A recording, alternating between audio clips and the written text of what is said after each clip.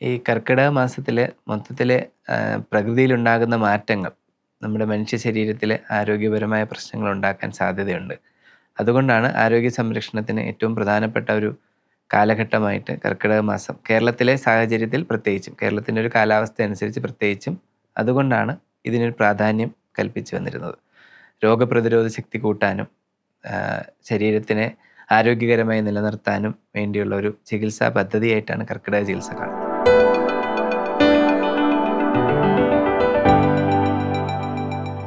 കർക്കിടക മാസത്തിൻ്റെ പ്രത്യേകത എന്താണെന്ന് വെച്ചാൽ ഈ ഒരു പ്രകൃതിയിൽ കാലാവസ്ഥയ്ക്കനുസരിച്ചിട്ടുള്ള വ്യതിയാനങ്ങൾ, മഴക്കാലം, അത്തരം വ്യതിയാനങ്ങൾ കൊണ്ട് കാലാവസ്ഥയിലുണ്ടാകുന്ന മാറ്റങ്ങൾ നമ്മുടെ ശരീരത്തിലും രോഗപ്രതിരോധ ശക്തി കുറയ്ക്കുകയും കൂടുതൽ രോഗങ്ങൾ ഉണ്ടാവുകയും ചെയ്യുന്ന ഒരു കാലഘട്ടമാണ്. ആ കാലഘട്ടത്തിൽ നമ്മുടെ പ്രതിരോധ ശക്തി വർദ്ധിപ്പിക്കാനും രോഗത്തിൽ നിന്നും പ്രതിരോധം നേടാൻ വേണ്ടിയിട്ട് ഉള്ള ഒരു ചികിത്സയായിട്ടാണ് കർക്കിടക ചികിത്സ നമ്മൾ കണക്കാക്കുന്നത്. ഈ ഒരു ചികിത്സാ പദ്ധതിയിലൂടെ പ്രതീക്ഷിക്കുന്നത് എന്താണെന്ന് വെച്ചാൽ ആരോഗ്യകരമായ ഒരു ജീവിതം ഉണ്ടാവുക, രോഗങ്ങളിൽ നിന്നും പ്രതിരോധം ഉണ്ടാകുക എന്നുള്ളതാണ് ഈ ഒരു കാലഘട്ടത്തിലെ ചികിത്സയിൽ നമ്മൾ ഉദ്ദേശിക്കുന്നത്. സാധാരണ ഒരു വ്യക്തി ഒരു ചികിത്സ തേടുക എന്ന് പറഞ്ഞാൽ ഒരു അസുഖം വരുമ്പോൾ പോയി രോഗത്തിന് ചികിത്സിക്കുന്നു. അതാണല്ലോ സാധാരണഗതിയിൽ ചികിത്സ തേടുക എന്ന് പറയുന്നത്. ഇതൊരു രോഗത്തിന് ചികിത്സ എന്നുള്ളത് സ്പെസിഫൈ ചെയ്തല്ല ഇവിടെ ഉദ്ദേശിക്കുന്നത്. ഇത് ആരോഗ്യത്തിനെ വർദ്ധിപ്പിക്കാനും പ്രതിരോധ ശക്തി കൂട്ടാനും വേണ്ടിയുള്ള ചികിത്സ എന്നാണ് ഉദ്ദേശിക്കുന്നത്. അപ്പോൾ ചികിത്സ, സുഖചികിത്സ എന്നൊക്കെ ഉള്ള രീതിയിൽ ഇത് അറിയപ്പെടാറുണ്ട്. നമ്മൾ വാഹനങ്ങൾ വർഷത്തിലൊരിക്കൽ സർവീസ് ചെയ്യുന്നു, അല്ലെങ്കിൽ കാലാനുസരണം സർവീസ് ചെയ്യുന്നു എന്നൊക്കെ പറയുന്ന പോലെ നമ്മുടെ ശരീരത്തിനും നമ്മുടെ രോഗപ്രതിരോധ ശക്തി കൂട്ടാനുള്ള മാർഗ്ഗങ്ങൾ ചെയ്യണം. അപ്പോൾ ഈ ആഹാരം, നമ്മുടെ ചില ചര്യകൾ, ഒപ്പം ചില ഔഷധങ്ങൾ, ഈ ആഹാരത്തോടൊപ്പം ചേർന്നുള്ള ഔഷധ പ്രയോഗങ്ങൾ, അത്തരം കാര്യങ്ങൾ ഉൾപ്പെടുത്തിക്കൊണ്ടാണ് കർക്കിടക ചികിത്സ വരുന്നത്. ഒരു ചികിത്സ എന്നുള്ള രീതിയിലല്ല, ഒരു രോഗത്തിന് മരുന്ന് എന്നുള്ള രീതിയിലോ ഇന്ന രോഗത്തിന് ഇന്ന ചികിത്സ എന്നുള്ള രീതിയിലോ അല്ല ഇത് വരുന്നത്. ഇത് വരുന്നതെന്ന് വെച്ചാൽ ശരീരത്തിൻ്റെ മൊത്തത്തിലുള്ള ആരോഗ്യത്തെ പരിഗണിച്ചുകൊണ്ടാണ്. അത് വ്യക്തികളുടെ ആവശ്യങ്ങൾക്കനുസരിച്ചിട്ടും സാഹചര്യങ്ങളും മറ്റ് രോഗാവസ്ഥകളുള്ളവരാണെങ്കിൽ അതുമൊക്കെ പരിഗണിച്ചാണ് ഈ ചികിത്സ മുന്നോട്ട് പോകുന്നത്. ഈ ഒരു കാലഘട്ടത്തിൽ പ്രധാനമായും സംഭവിക്കുന്നത് ശരീരത്തിൻ്റെ ഒരു മെറ്റബോളിസം എന്ന് പറയും, ഡൈജഷൻ ആൻഡ് മെറ്റബോളിസം. ആ ഒരു അവസ്ഥയ്ക്ക് ഒരു കുറവ് സംഭവിക്കുന്ന കാലഘട്ടമാണ്. ഈ കാലാവസ്ഥ കൊണ്ടിട്ടും ഈ ചുറ്റുപാടും മഴ കാരണമുള്ള നമ്മൾ ഉപയോഗിക്കുന്ന ആഹാരത്തിൻ്റെ കാര്യങ്ങൾ കൊണ്ടിട്ടുമൊക്കെ ഒരു ഡൈജഷൻ ആൻഡ് മെറ്റബോളിസത്തിനെ ബാധിക്കുന്ന ഒരു കാലഘട്ടമാണ്. ഈ കാലഘട്ടത്തിൽ നമ്മുടെ ശരീരത്തിലെ വിശപ്പിനനുസരിച്ചിട്ട് അല്ലാതെ കൂടുതൽ ഭക്ഷണം കഴിക്കുക, അല്ലെങ്കിൽ അതിനനുസരിച്ചിട്ടല്ലാത്ത ആഹാരങ്ങൾ കഴിക്കുക, ഈ ഒരു ചര്യയിൽ പറയുന്ന അല്ലാത്ത ആഹാരങ്ങൾ കഴിക്കുക, ഇത്തരം കാര്യങ്ങൾ കൊണ്ട് രോഗം വരാനുള്ള സാധ്യത വളരെയേറെ കൂടുതലാണ്. മാത്രമല്ല, ശുചിയായ ശുദ്ധമായ ജീവിത രീതികളല്ല എങ്കിലും ഈ കാലഘട്ടത്തിൽ നമുക്കറിയാം, പകർച്ചവ്യാധികളൊക്കെ ഒരുപാട് വരുന്നൊരു കാലഘട്ടമാണിത്. ഇപ്പോൾ ഏതൊരു ആശുപത്രി നോക്കിയാലും എപ്പോഴും രോഗികളെ കൊണ്ട് നിറഞ്ഞിരിക്കുന്ന ഒരവസ്ഥയും അതൊക്കെ ഈ കാലഘട്ടത്തിൽ സംഭവിക്കുന്നത് എങ്ങനെയാണ്? ശരീരത്തിൻ്റെ പ്രതിരോധ ശക്തി കുറയുന്നത് പ്രധാനമായും മെറ്റബോളിസത്തിനെ ബാധിച്ചിട്ടാണ്. അപ്പം അതിനെ നമ്മൾ കൃത്യമായി നിലനിർത്തിക്കൊണ്ട് പോയാൽ രോഗപ്രതിരോധ ശക്തി കൂടുകയും ഒപ്പം രോഗപ്രതിരോധ ശക്തി കൂടുന്ന രീതിയിലുള്ള ഔഷധങ്ങളോ ആഹാര രീതികളോ ശീലിക്കുമ്പോൾ രോഗം വരാതിരിക്കുകയും ചെയ്യും. ശരീരത്തിൽ സംഭവിക്കുന്ന മാറ്റങ്ങൾ ഈ രോഗം വരാതിരിക്കാൻ പറ്റുന്ന രീതിയിൽ ശരീരത്തിനെ പ്രിപ്പയർ ചെയ്യിക്കുക എന്നുള്ളതാണ് ഈ കർക്കിടക മാസത്തിലെ ചികിത്സ കൊണ്ട് ഉദ്ദേശിക്കുന്നത്. കർക്കിടക ചികിത്സ എല്ലാവർക്കും ഗുണമാണ്. അതായത് മനുഷ്യൻ ഒരു ജീവൻ ഉള്ള ഒരു വ്യക്തി എന്നുള്ള രീതിയിൽ, അല്ലെങ്കിൽ ഈ ഒരു കാലഘട്ടത്തിൽ ജീവിക്കുന്ന ഒരു ആളെന്നുള്ള രീതിയിൽ എല്ലാവർക്കും പ്രയോജനപ്പെടുന്ന ഒരു ചികിത്സയാണ് കർക്കിടക ചികിത്സ. ഞാൻ നേരത്തെ പറഞ്ഞ പോലെ ഒരു ചികിത്സ എന്നുള്ളത് അല്ല, രോഗത്തിന് ചികിത്സിക്കുക എന്നുള്ളതല്ല, നമ്മുടെ ശരീരത്തെ ആരോഗ്യകരമായി നിലനിർത്താൻ വേണ്ട എന്ത് ചെയ്യാം എന്നുള്ളതാണ് ഈ കർക്കിടക ചികിത്സയിൽ വരുന്നത്. പണ്ട് കാലങ്ങളിൽ ആയുർവേദത്തിൽ നിർദ്ദേശിച്ചിരുന്ന ദിനചര്യ, ഋതുചര്യ, ഇത്തരം കാര്യങ്ങളെല്ലാം പണ്ട് കാലങ്ങളിൽ ആൾക്കാർ കൃത്യമായി ഫോളോ ചെയ്തിരുന്നു. ഇന്നത്തെ ഒരു ജീവിത സാഹചര്യത്തിൽ വളരെ വേഗതയേറിയ ജീവിതം, ആൾക്കാർക്ക് സമയമില്ല. അത്തരം ഒരു കാലഘട്ടത്തിലൂടെ നമ്മളിപ്പോൾ പോകുമ്പോൾ ഈ ഒരു കുറഞ്ഞ കാലഘട്ടത്തിലെങ്കിലും, ഈ ഒരു സമയത്തെങ്കിലും ഇത്തരം ചികിത്സ ചെയ്ത് രോഗത്തിനെ പ്രതിരോധിക്കുന്ന രീതിയിലേക്ക് ആക്കിയെടുക്കുക എന്നുള്ളതാണ് ഈ ചികിത്സ കൊണ്ട് ഉദ്ദേശിക്കുന്നത്. അതിന് പ്രായം, വ്യക്തി, രോഗങ്ങളൊക്കെ അനുസരിച്ച് ചികിത്സയിൽ വ്യത്യാസപ്പെടാം. രോഗത്തിനനുസരിച്ച്, നേരത്തെ രോഗമുള്ള ആൾക്കാർക്കാണെങ്കിൽ അതിനനുസരിച്ച് വ്യത്യാസപ്പെടാം, പ്രായത്തിനനുസരിച്ച് വ്യത്യാസപ്പെടാം, വരുന്ന ദേശം, ഇപ്പോൾ ഇതേ കേരളത്തിൽ തന്നെ താമസിക്കുന്നവർ കേരളത്തിലുള്ളവരാവണമെന്നില്ല, മറ്റു സ്ഥലങ്ങളിൽ ജനിച്ചിപ്പോൾ വന്ന് താമസിക്കുന്നവരാവും. അങ്ങനെയുള്ള ചില വ്യത്യാസങ്ങൾക്കനുസരിച്ച് ചികിത്സയിൽ വ്യത്യാസം വരും. എങ്കിലും ചികിത്സ എല്ലാവർക്കും ആവശ്യമാണ്, വ്യത്യസ്തമായ രീതിയിലാണെന്ന് മാത്രമേ ഉള്ളൂ.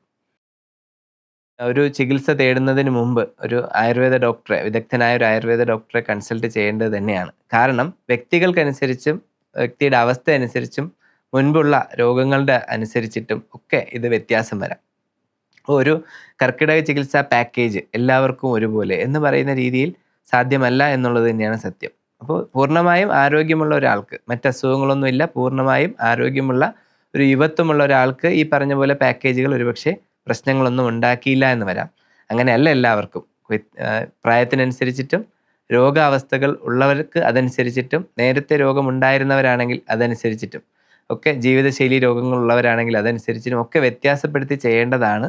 പിന്നെ ഡോക്ടറെ കാണുമ്പോൾ മനസ്സിലാവുന്ന വെച്ചാൽ നമ്മുടെ ആരോഗ്യത്തിനെ കൃത്യമായി വിലയിരുത്തിയിട്ട് എന്താണ് ആവശ്യം എന്നുള്ള രീതിയിൽ ഔഷധങ്ങൾ, ചിലപ്പോൾ ചികിത്സാ രീതികൾ ഒരുപോലെ ഇരുന്നാലും വ്യത്യസ്തമായ ഔഷധങ്ങൾ ഉപയോഗിക്കേണ്ടി വരാറുണ്ട് പലപ്പോഴും.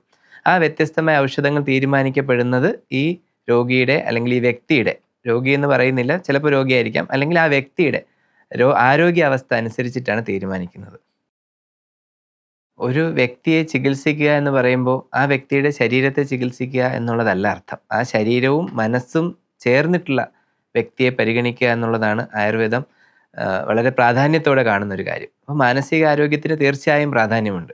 നമുക്കൊരു തലവേദന വന്നാലും നമ്മുടെ മാനസിക അസ്വാസ്ഥ്യം ഉണ്ടാവും, മനസ്സിന് സന്തോഷം ഉണ്ടാകില്ല. ഒരു വയറുവേദന വന്നാലും അത് നമ്മുടെ മനസ്സിനെ ബാധിക്കും.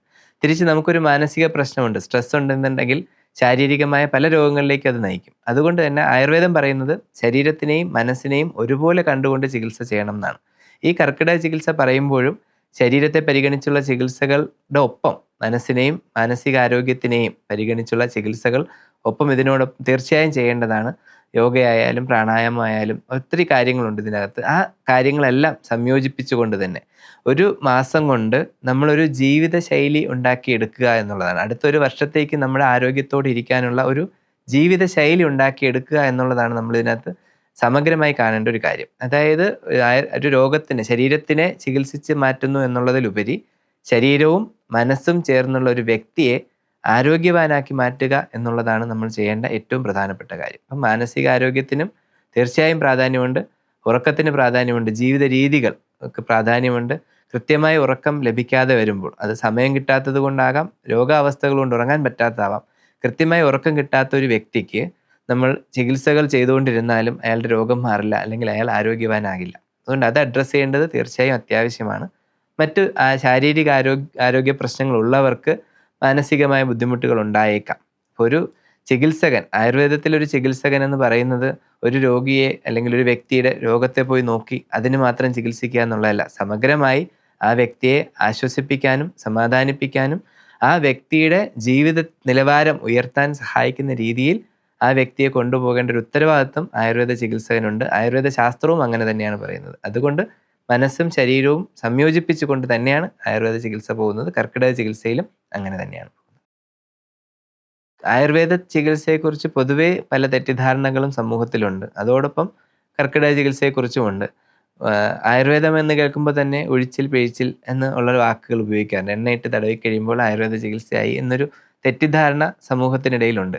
ഞാൻ പറഞ്ഞു, നമ്മുടെ ശരീരത്തിനെയും മനസ്സിനെയും സമഗ്രമായി കാണുകയാണ്. അതായത് നമ്മൾ എപ്പോൾ ഉറങ്ങണം, എപ്പോൾ എഴുന്നേൽക്കണം, എങ്ങനെയാണ് നമ്മുടെ ഒരു ദിനചര്യ പോകേണ്ടത്, എന്ത് ആഹാരമാണ് നമ്മൾ കഴിക്കേണ്ടത്, എങ്ങനെയാണ് നമ്മൾ ആഹാരം കഴിക്കേണ്ടത് എന്ന് തുടങ്ങി ഒരു ജീവിത രീതിയെ മുഴുവൻ പഠിപ്പിക്കുന്ന ഒരു ശാസ്ത്രമാണ് ആയുർവേദ ശാസ്ത്രം. കർക്കിടക ചികിത്സയിൽ നമ്മൾ വർഷത്തിലൊരിക്കൽ നമ്മുടെ ശരീരത്തിൻ്റെ ആരോഗ്യ സംരക്ഷണത്തിനായി ചെയ്യുന്ന ഒരു ചികിത്സയാണ് എന്ന് പറഞ്ഞു. ആ ചികിത്സയിൽ തന്നെ നമ്മുടെ ജീവിതചര്യയെ മാറ്റിക്കൊണ്ട് ഒരു വർഷത്തേക്ക് നമ്മുടെ ആരോഗ്യത്തെ നിലനിർത്താനുള്ള ഒരു ചര്യ പരിശീലിക്കുക കൂടെയാണ് ഇതിലൂടെ ചെയ്യുന്നത്. അപ്പോൾ എണ്ണയിടലോ അല്ലെങ്കിൽ വെറുതെ എണ്ണ ശരീരത്തിൽ പുരട്ടുന്നതോ ഒന്നും മാത്രമല്ല ആയുർവേദം. അതിനകത്ത് ഔഷധങ്ങളുണ്ട്, അതിനകത്ത് ജീവിത രീതികളുണ്ട്, ആഹാര രീതികളുണ്ട്. രോഗത്തിനനുസരിച്ചും രോഗിക്കനുസരിച്ചും, സമൂഹത്തിൽ നമ്മൾ സാധാരണ കാണുന്ന ഒരു രോഗത്തിന് ചികിത്സിക്കുക എന്നുള്ളതാണ്. പക്ഷേ ആയുർവേദം അങ്ങനെയല്ല പറയുന്നത്. രോഗിയെയാണ് നമ്മൾ ചികിത്സിക്കുന്നത്. ഒരേ രോഗം 2 രോഗികൾക്ക് വന്നാൽ ചികിത്സ 2 രീതിയിലാണ് കൊടുക്കേണ്ടി വരിക. കാരണം ആ 2 രോഗികളുടെ ശരീരം വ്യത്യസ്തമാണ്, മനസ്സ് വ്യത്യസ്തമാണ്, സാഹചര്യങ്ങൾ വ്യത്യസ്തമാണ്. അങ്ങനെ സമഗ്രമായി പഠിച്ച് അപഗ്രഥിച്ച ശേഷം മാത്രമേ ചികിത്സ കൊടുക്കാവൂ. അത് തന്നെയാണ് സമൂഹത്തിൽ നിൽക്കുന്ന തെറ്റിദ്ധാരണയും. ആളുകൾ മാറ്റേണ്ട ഈ ഒരു ശരിയായ ധാരണയിലേക്ക് വരേണ്ടതും അത്യാവശ്യമാണ്. സമഗ്രമായി ഒരു വ്യക്തിയെ മനസ്സിലാക്കി ചികിത്സിക്കുന്ന ഒരു ശാസ്ത്രമാണ് ആയുർവേദം. രോഗചികിത്സ മാത്രമല്ല ആയുർവേദം. ആരോഗ്യ സംരക്ഷണത്തിനും മാനസികമായും ശാരീരികമായുമുള്ള ആരോഗ്യ സംരക്ഷണത്തിന് വിധികൾ പറയുന്ന, ഒരുപാട് രീതികൾ പറയുന്ന ഒരു ശാസ്ത്രമാണ്. അതിലൊന്ന് മാത്രമാണ് കർക്കിടക ചികിത്സ. ഇനിയും ഒരുപാട് കാര്യങ്ങളുണ്ട്. ദിനചര്യ, ഋതുചര്യ, ഒരു ദിവസം എന്ത് ചെയ്യണമെന്നും ഓരോ ഋതുക്കളിൽ എന്ത് ചെയ്യണമെന്നും ഉള്ള കാര്യങ്ങളെല്ലാം, ഒരു സമൂഹത്തിൽ എങ്ങനെ പെരുമാറാൻ, ആരോഗ്യത്തോടെ നിൽക്കാൻ എന്നുൾപ്പെടെയുള്ള ഒരുപാട് കാര്യങ്ങൾ പറയുന്ന ഒരു ശാസ്ത്രമാണ്.